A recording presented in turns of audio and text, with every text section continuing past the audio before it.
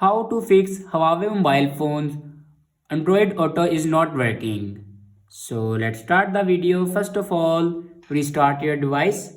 For restart your device, press and hold power button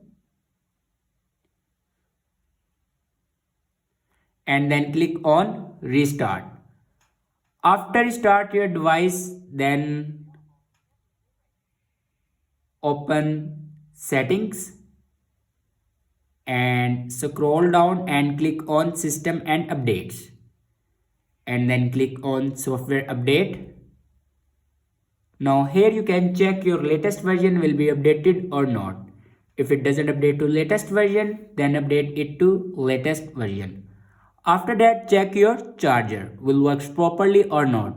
If it doesn't work, then update a new one charger. After updating a new one charger, your problem will be fixed. I hope this video is helpful for you. Thanks for watching.